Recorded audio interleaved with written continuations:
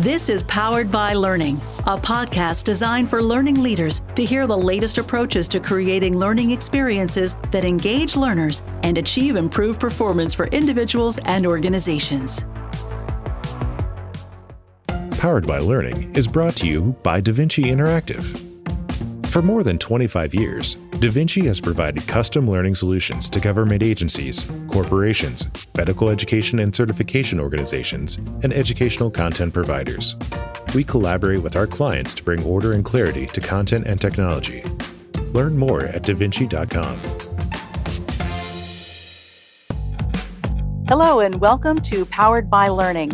I'm your host, Susan Port, and today I'm joined by DaVinci CEO Luke Kempski, who's going to talk to our guest, Tricia Inderhees of Cincinnati Insurance Company, about designing innovative learning programs.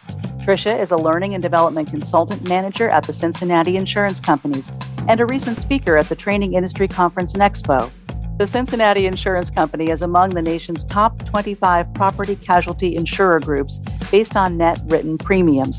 The group markets business, home, and auto insurance products through a select group of independent insurance agencies in 43 states and the District of Columbia. Welcome, Tricia. It's great to have you on, Tricia. Welcome. Thank you. Tricia, to start us off, explain a little bit about your role at Cincinnati Insurance Company. Absolutely, Susan. I am the learning consultant manager for the Cincinnati Insurance Company, which we oversee all of our training for both associates and agents.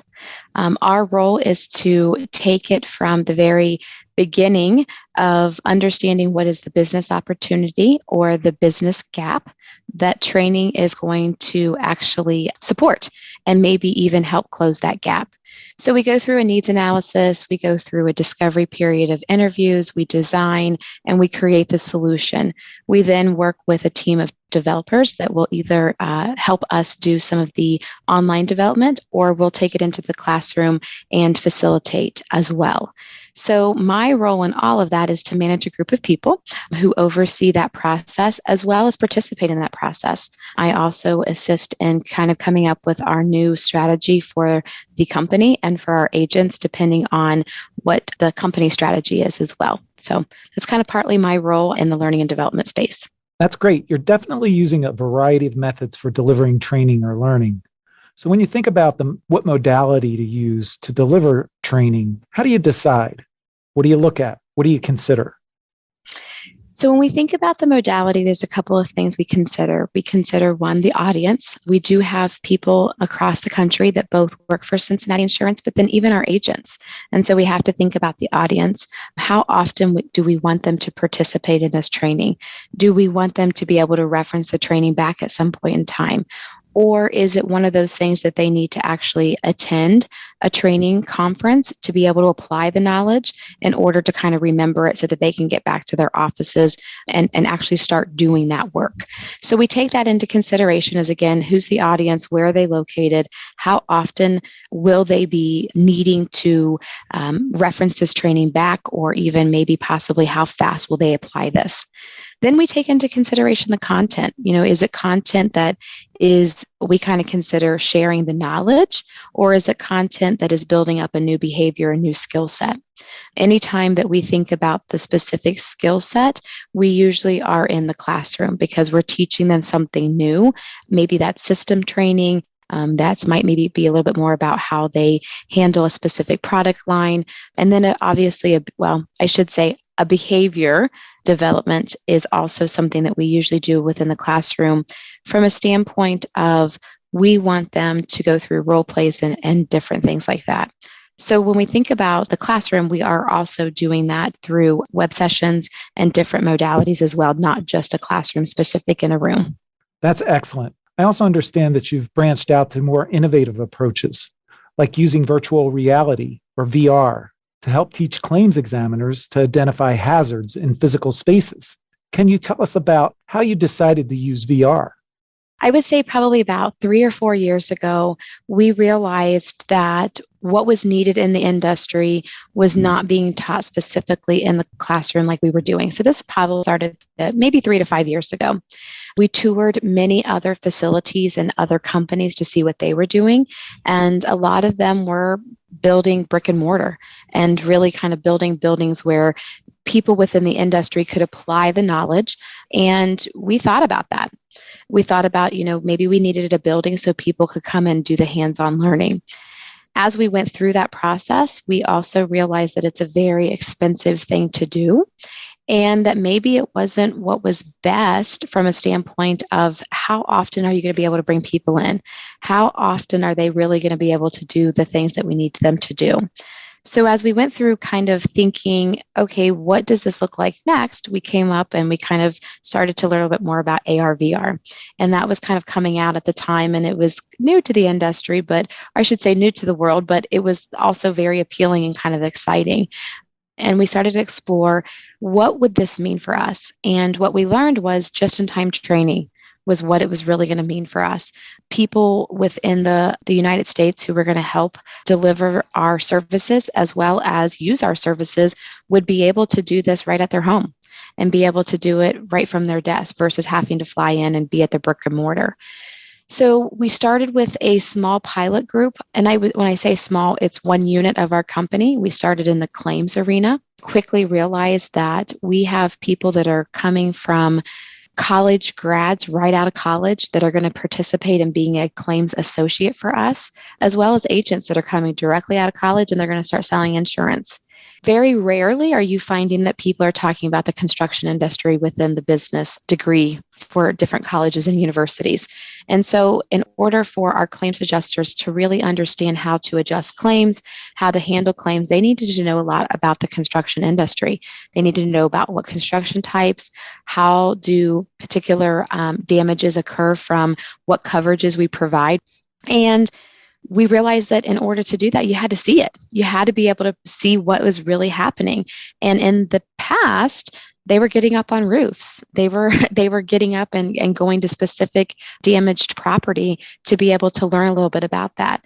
And it was working, but it wasn't working as quickly and as effectively as what we wanted.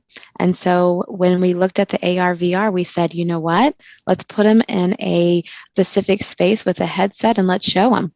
And I will tell you that you're not missing a beat, right? It's just like you are up on that roof. Yes, you might get a little dizzy here and there, so you kind of have to keep your balance. You can't keep the headset on too long. But the other part was you could reference it back. So we really took into account just-in-time learning. And then obviously, well, I shouldn't say obviously, but also we took into account what do they need to know and what's the best way to show them what they need to know, minus being able to put them up on a roof and possibly even hurt themselves. So there was some thought that went into that. And that's where we are now. And again, we've had some success with that. We've had people who've participated and said, it's just like you put us up on a roof at a real loss. That's great. Talk about how you delineate between augmented reality, where you put the learner in a real environment and have them interact with virtual objects through their phone, versus virtual reality, where you immerse the learner in a virtual environment where they wear a headset and have them interact with controllers. It's a great question. I don't know that we're quite there yet. I think we're exploring both.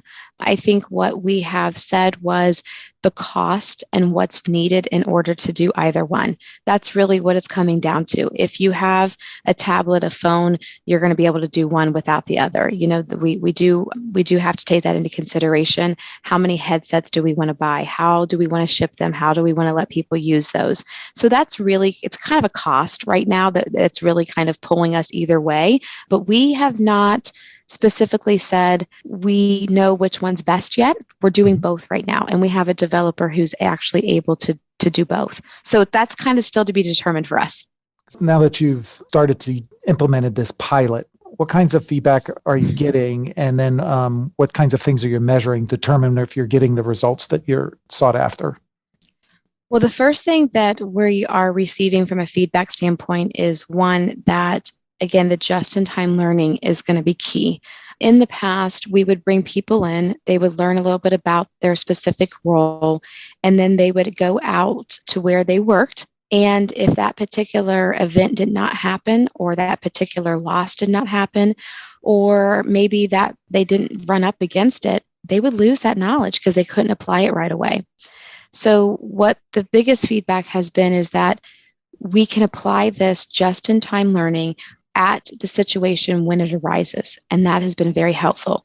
Now, these folks are also the ones that have the headsets. They're the ones that are set up to do both AR and VR with their tablets and with the headsets and everything else. So that is one of the things that they have said, is that I can get back into the course. I've had this particular instance. I've had some hail damage. I can go back into the course and I can get that information again.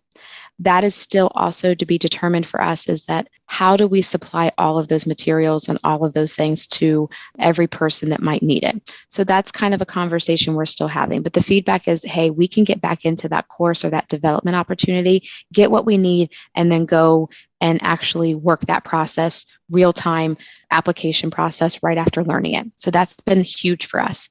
The things that we're measuring is, one, how are we adjusting claims? Are we overpaying, or are we actually paying what's appropriate? Do our folks truly understand what is happening from a loss standpoint, either to a vehicle, to a building, whatever it might be? So they're being able to, I don't want to say reduce payouts, but they're paying fair amounts. They're also able to quickly identify what has actually occurred, where before they would have to get up and take the pictures and then kind of go through their materials and then say, okay, this is what I think I saw. Now I need some coaching and development and help. So the identification of what's happening for a loss is a lot quicker as well. The confidence in these particular people, they would go out and they would say, I've never seen this. And now they're really being able to go out and say, I can reference something back. And so the confidence that allows us to put into our associates to be able to settle also is giving us some feedback from our insureds and agents that we're really starting to see the experience and the professionalism come out as well. That's great. And, a lot of learning leaders haven't had the opportunity to work with AR and VR yet. Do you have any advice for them as they prepare for or consider using these more innovative applications to their training programs? I would say don't be afraid of them. I would also say that do not go in with the mindset that this is going to take away from that human connection, because that's not true at all. What it will do is it'll supplement the human connection. We're still big believers that we want to see you face to face, that the relationship is key, that we offer an experience to our customers that is top notch. So we must also sometimes work shoulder to shoulder and really just try to build our relationships up and have great communication. But this particular type of innovation in the training world and the development world, it is still going to give you those types of experiences. It's still going to give you that service level. So I would say, don't be afraid of it. I would also say, do the research. And what I mean by that is that there are plenty of vendors out there that can support you. But really, when you come down to the business case, you have to determine how much you're willing to spend. And there's a lot of developers out there that actually are developing this stuff on their own, right? I mean, this is not one of those particular fields where you don't have a group of people who are really just kind of like, I like to call geeked out about it. They do. Our developer that we found, he was doing this on the side and doing this at different times as well to build up his skill level. So I would say do the research, pick what's best for you, but there are people out there doing it and they're doing it for fun. And so you might snag up a pretty great associate that can help you. You just kind of have to do the research to find out what people are doing and what they're not doing. The other thing I would say too is that understand that it's a fast-paced world right now. People want things at their fingertips. They want to be able to kind of explore and do things differently. And so you can't fight that. You kind of probably have to join the race. And this is a great way to do that. We also have come out of a huge change in the way we work. People are going to want and expect things differently. And I think we just have to tackle that and approach it with an open mind. Yeah, for sure. And with that, Tricia, talk about what you see next for learning and development at Cincinnati Insurance. Well, I think what we see next is really being able to participate and take this particular technology and this particular scenario and this particular learning to our soft skills. I mean, that's our next goal. We want to be able to do interview skills. We want to be able to do presentation skills. We want to be able to do different role plays and assessment centers using AR, VR. The amount of people that can join, the amount of different personalities and different job profiles that can join something like this is just going to help us get better. So our next goal is to take it kind of out of what I like to call the production component, the technical component. It was kind of the easiest for us to tackle and now take it to the soft skill. We hope to have really this built up so that we are using this across the board in developing our associates for all different ways. I would also say that our strategy is to really kind of find that learning euphoria, right? Building everything we can possibly build, socially connecting, creating a space where people can really just learn from others and doing it from a virtual standpoint. We will always bring people in. That's how you get to know us. We have a home office and we have one home office for a reason. However, we want to build up that confidence and that skill level from a standpoint of just in time. And so I think this is really going to take off for us in how we do that from a professional and technical standpoint, meaning hard skills and soft skills. Yeah, that's for sure, Tricia. And with all that exciting innovation happening there, we'll have to catch up with you in a year or so and see how everything is progressing. We hope to really, I know that the next group that's coming in is going to be early this year, and they're going to be every particular person that's going to be able to come into the training is going to be able to participate in this particular AR, VR situation for us and learning environment for us. And so definitely after early next year, we'll have some feedback on additional items because it's spreading out from the pilot group to now really being part of just a 30-person training. And so I'm just really excited to kind of see where we're headed as well. So for sure, check back in. Yeah, it sounds like the possibilities are endless. This is really exciting to hear about and certainly inspirational, not just for people in your industry, but other industries as well. So absolutely. Thank you for sharing. Yeah. Thanks for having me. Thanks so much for joining us, Tricia. Yes, thank you, Luke. Luke, great conversation with Tricia. She's got some great ideas and the future for her company is bright. What are some of the takeaways that you got from the conversation? Yes, Susan. I think we have some really good takeaways from Tricia and her work at Cincinnati Insurance. First, before she picks a learning modality, she looks at her audience. She's training different types of roles within the company and also agents as well. Then she looks at the subject and content and decides whether it's best for instructor-led, online e-learning, or some blend. Then she spoke about her ventures into virtual reality to provide learning experiences in simulated environments for employees involved in evaluating claims. She talked about how VR can provide more efficient and safe learning experiences for employees. We also talked about what she is learning from these VR pilots. They see it as valuable just-in-time learning alternatives versus bringing learners to a real environment at a specific time. She also talked about real-world metrics they are trying to change through learning. Ultimately, they want accurate claims outcomes that pay out the appropriate amount. They also want the process to be efficient and a more skilled examiner to be able to identify the factors and determine the loss faster. And a more skilled examiner will also provide better customer service, and that will be measured through feedback. Tricia also talked about VR being a supplement to other forms of training, not a replacement for the human elements. She challenged other learning leaders to not fear VR and AR, to start doing your research now and look for opportunities to start piloting their use. Finally, she talked about future plans to try to use VR to teach and practice soft skills like interviewing. So overall, a really good conversation about an insurance company jumping into some progressive training approaches. Thanks, Luke. And many thanks to Tricia Inderhees, Learning and Development Consultant Manager of Cincinnati Insurance, for joining us today. If you have any questions about what we talked about, you can reach out to us on DaVinci social channels, through our website, davinci.com, or by emailing us at poweredbylearning@davinci.com. Powered by Learning is brought to you by DaVinci Interactive. For more than 25 years, DaVinci has provided custom learning solutions to government agencies, corporations, medical education and certification organizations, and educational content providers. we collaborate with our clients to bring order and clarity to content and technology. Learn more at davinci.com.